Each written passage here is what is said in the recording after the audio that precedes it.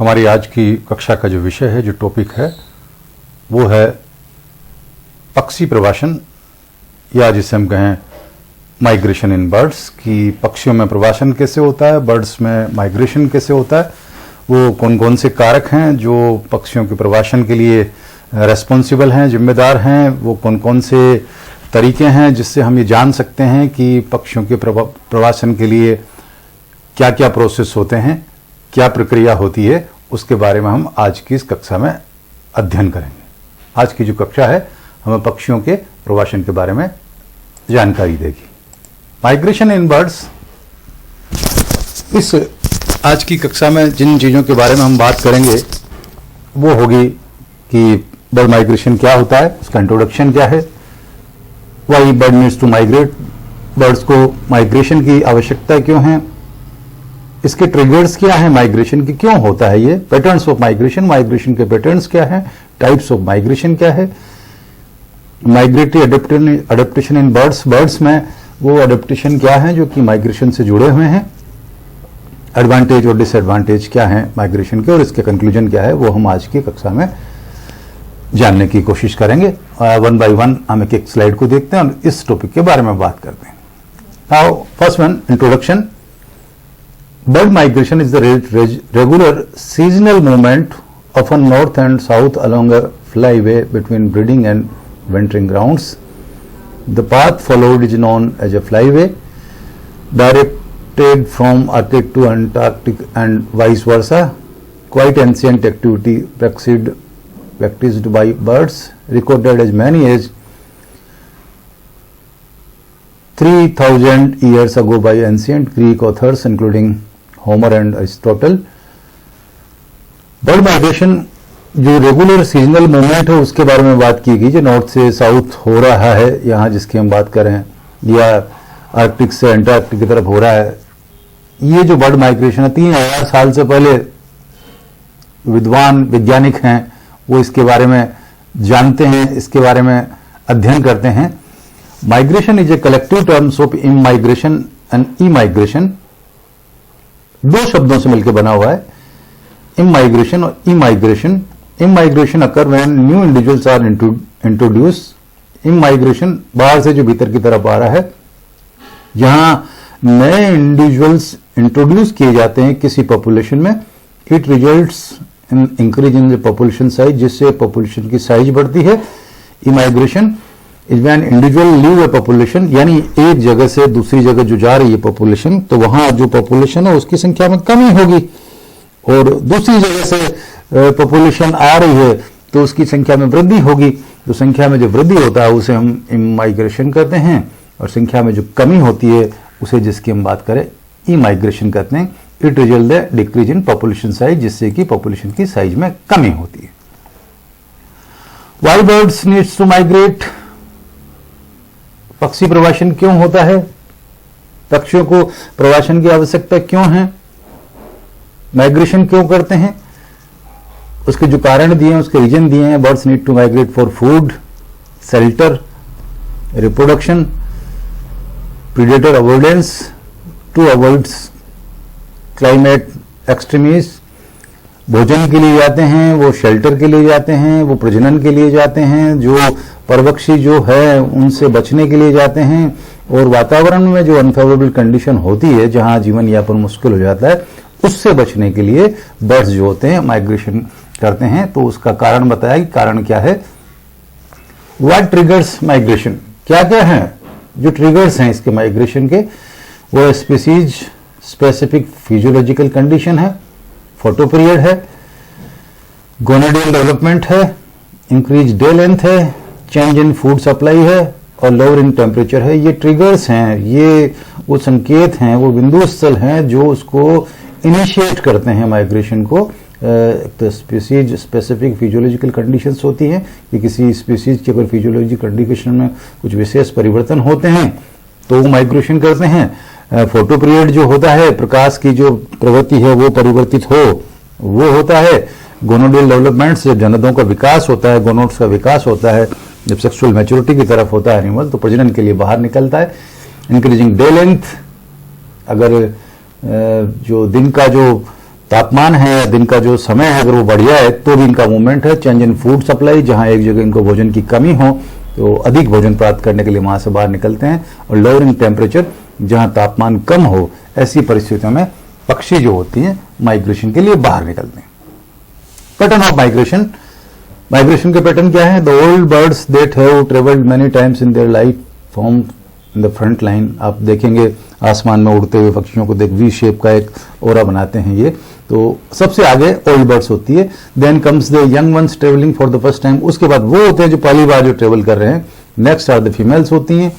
Injured and old birds are present in the back row, जो injured और old birds होती है वो बेक रो में होती है। Birds tend to fly in flocks rather than to fly alone, वो अकेले उड़ना पसंद नहीं करते, सामान्यतः एक फ्लॉक्स में एक ग्रुप में उड़ना पसंद करते हैं। More obvious pattern is V shaped, जिसमें वो नुकीला कोना होता है आगे की तरफ होता है और बाकी के पक्षी पीछे की तरफ होते हैं। सबसे आगे जो ओल्ड बर्ड होती है सबसे आगे की तरफ होती है।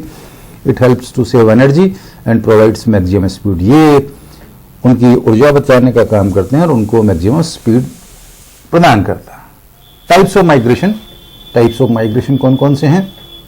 Distance based, long distance migration होते हैं जहां की लॉन्ग डिस्टेंस ट्रेवल्ड होता है, इसमें नॉन स्टॉप जर्नी होती है और इसमें क्योंकि लंबे समय तक कहीं रुकना है नहीं, आपको लगातार उड़ते रहना है, तो आपको जो ऊर्जा, कहीं आप रुकेंगे नहीं, भोजन ग्रहण नहीं करेंगे, तो आपको जो ऊर्जा जो मिलेगी वो आप में जो स्टोर फैट होता है बॉडी में उसी से मिलती है।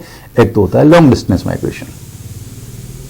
शॉर्ट डिस्टेंस जो माइग्रेशन होता है वो शॉर्ट डिस्टेंस, इसमें जो कम दूरी की यात्रा होती है, ये journey start from dawn and and से डस्क, बहुत आसपास ही जर्नी है, बहुत दूर नहीं है ये। Birds feed during the stop, और ये जो है बर्ड्स इस जर्नी के दौरान कहीं बीच में रास्ते में रुक सकते हैं और भोजन ग्रहण कर सकते हैं। How birds find the flyway, अब बर्ड्स जो आसमान में उड़ रहे हैं वो किस डेस्टिनेशन तक जाना और उस डेस्टिनेशन से वापस कैसे आना है, उसके लिए जो है वो अपना दिशाओं का निर्धारण कैसे करते हैं। How birds find the flyway, वो रास्ता कैसे ढूंढेंगे कि अपन को कहां तक जाना है और वहां से वापस जहां से अपन निकले वहां से वापस कैसे आना है। तो उसके लिए क्या है, सन कंपास क्यूज, या क्यूज होता है, सन कंपास से होता है। Then sun rises in the east, overhead at noon sets in the west, सूर्य की रोशनी को देखिए कि सूर्य किस तरफ से उग रहा है, किस तरफ इनको जाना है, ये हो गया एक celestial cues.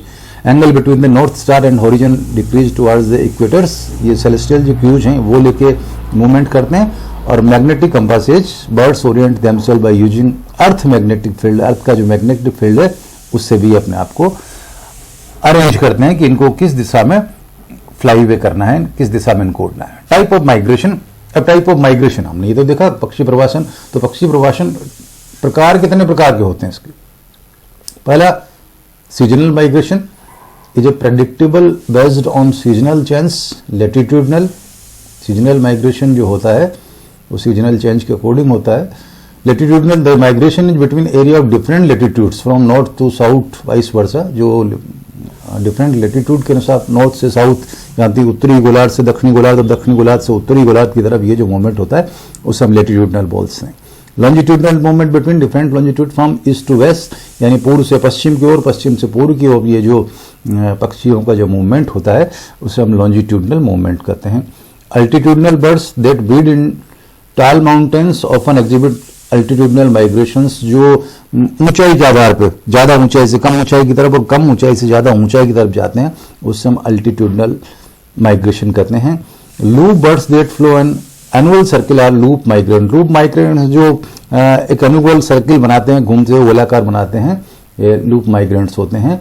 Nomadic movement is less predictable and can be erratic dependent on available food and water resources. Nomadic जो मूवमेंट होता है वो ऐसा मूवमेंट होता है जिसमें फूड की अवेलेबिलिटी देखी जाती है, वाटर रिसोर्सेज की अवेलेबिलिटी देखी जाती है और उसके अकॉर्डिंग इस प्रकार का माइग्रेशन होता है। ये टाइप्स ऑफ माइग्रेशन हो गया। आगे चले हम, type of migration, eruptive migration that brings larger number of birds into unusual areas most often in winter.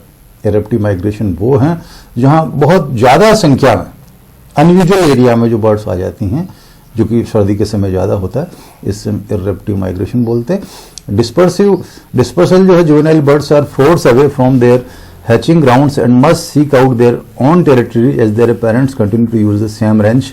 यहाँ डिस्पर्सिव जुवेनाइल किस तरीके से मूवमेंट करते हैं, उनका माइग्रेशन कैसे होता है उसके बारे में बात की गई है। A leapfrog or skip migration is unique pattern where a northern population will migrate a greater distance to skip over a sedentary population of the same species। जहां मूवमेंट होता है skip migration वाला, ये प्रोसेस बताया गया है। Molt, some birds migrate only to accommodate their annual molting periods। molting समय के समय जो birds migrate करते हैं उसके बारे में बात की गई है इसमें, टाइप्स ऑफ माइग्रेशन में। मैकेनिक्स ऑफ माइग्रेशन क्या है? अब माइग्रेशन के लिए या पक्षी प्रवासन के लिए क्या क्या चीजें हैं आवश्यक? Long distance migrates towards fat 50% of their body weight. अब जो लंबी दूरी तक जो प्रवासन हो रहा है, पक्षियों को बहुत लंबी दूरी तक जाना है, बीच रास्ते में कहीं उतर नहीं सकते, भोजन ग्रहण नहीं कर सकते, तो ऊर्जा के लिए वो जो लंबी दूरी के प्रवासी पक्षी हैं 50% जो फेट अपने बॉडी वेट का वो स्टोर करते हैं ताकि उस लंबी दूरी के उड़ान में इनको वहां से एनर्जी मिलने का काम करे। Some species start journey early and stop frequently to feed and rest. Some species start journey early and stop frequently to feed. जो जल्दी है बहुत जल्दी प्रारंभ कर देते हैं, इस तरीके के जो पक्षी हैं वो long distance. Some species start journey early and stop frequently to feed and fish. ये फ्रीक्वेंटली बार बार जो फीड और रेस्ट करने का जो प्रोसेस है उसको कम करते हैं। In clear weathers birds fly at altitude 1000 metre. जब मौसम साफ हो तो 1000 मीटर के आसपास उस ऊंचाई पर उड़ते हैं ये। It helps them to prevent strike and any obstacle, जो जिससे कि किसी बाधा से किसी अवरोध से रुक नहीं सकते, उस पर मदद करते हैं। Many birds have specific migrate routes, मतलब उसमें कुछ बर्ड्स हैं उनके कुछ इस विशेष प्रकार के प्रवासन पथ होते हैं, ये उसी पर गमन करते हैं या उसी पर गति करते हैं। ये मैकेनिक्स हो गया migration. Disadvantage of migration. Migration के डिसएडवांटेज क्या है, इसकी लाभ क्या, हानियां क्या, उसके बारे में बात करें। Many young are not able to reach the destination because they die during the course of the continuation and tiresome journey. कुछ जो यंग वंस होते हैं, जो बच्चे होते हैं या चूजे होते हैं या जो अडल्ट में परिवर्तित नहीं हुए हैं, वो लंबी दूरी की जो यात्रा नहीं कर सकते और उस यात्रा के पथ में, उस माइग्रेशन के पथ में उनकी डेथ हो जाती है। एक तो इसका ये नुकसान है। Sudden change in the climate such as storms and hurricane, strong current of wind, fog are the cause of death. अब वो लंबी दूरी तक की यात्रा है जो प्रवासी पक्षियों की, उसमें वातावरण में अगर अचानक कुछ परिवर्तन होता है, और क्योंकि ये उस परिवर्तन के आदि नहीं है, जहां रह रहे हैं वहां से नहीं, वहां से दूसरी तरफ मूवमेंट कर रहे हैं, तो ऐसे समय भी कुछ पक्षियों की मृत्यु हो जाती है। Sometimes man made high tours and light house cause the death of migratory birds. Migratory birds ऐसे एरिया में जहां जाते हैं जहां मानवीय जो कारकों से कोई अवरोध अगर है, लाइट हाउस वाले हैं, हाई टावर्स बने हुए हैं, तो उससे भी इन पक्षियों की जो प्रवासी पथ है अगर उसमें अवरोध पैदा होता है तो ये भी इनके लिए हानिकारक होती है, उनसे भी कुछ पक्षियों की मृत्यु हो जाती है। Men themselves are responsible for the death of the migrants. They shoot at these poor birds just for their own leisure and amusement। और कभी कभी जो पक्षी होते हैं उन ये प्रवासी पक्षियों का मनुष्य शिकार भी कर लेता है कि जनरली वहां नहीं आते, लेकिन माइग्रेंट्स बर्ड्स आते हैं तो तैयार रहते हैं कि हाँ माइग्रेंट्स बर्ड्स को मारना है, चाहे भोजन के लिए मार रहे हैं चाहे मनोरंजन के लिए मार रहे हैं। तो इस तरीके की जो चीजें हैं उनसे भी इनको नुकसान होता है या इनको हानि होती है। ये माइग्रेशन के डिसएडवांटेज हैं।